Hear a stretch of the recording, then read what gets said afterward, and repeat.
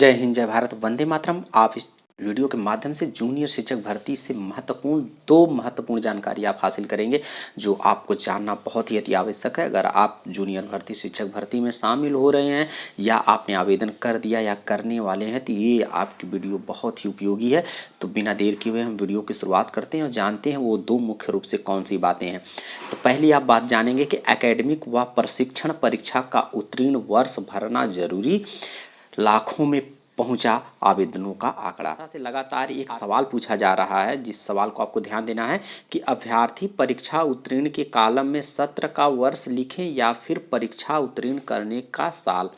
यहाँ पर कन्फ्यूजन बहुत से लोगों को है। तो मसलन यदि किसी ने डीएलएड 2017 वर्ष का अभ्यर्थी है और उसने परीक्षा 2020 में उत्तीर्ण की है तो उसे कॉलम में वर्ष 2020 ही लिखना है। इसी तरह से एकेडमिक परीक्षा का उत्तीर्ण वर्ष लिखा जाएगा।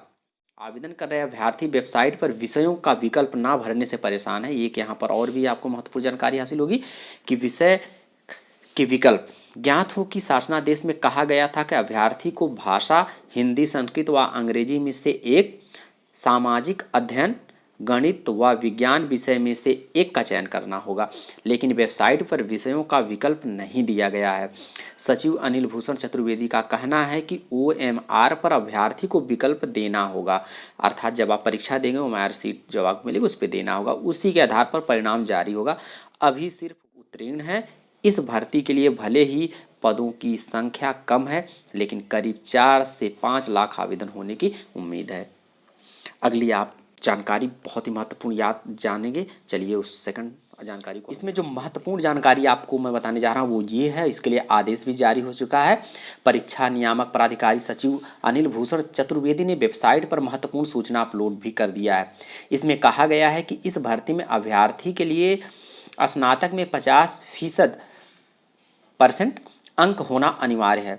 खासकर प्रशिक्षण परीक्षा उत्तीर्ण करने वाले उन बीएड शिक्षा स्नातक अभ्यर्थियों से ऑनलाइन आवेदन न करने को कहा गया है जिनके स्नातक में तय अंक नहीं है, क्योंकि आवेदनों की जांच में अहर ना पाए जाने वाले अभ्यर्थी के आवेदन निरस्त कर दिए जाएंगे। उन्हें भर्ती की लिखित परीक्षा में शामिल नहीं होने दिया जाएगा। इसका उत्तरदायित्व अभ्यर्थी का होगा। ये महत्वपूर्ण सूचना के तहत आप वेबसाइट पर अपलोड हो चुका है। तो इस सूचना को यहाँ से हम जूम करके नोटिस को देखते हैं।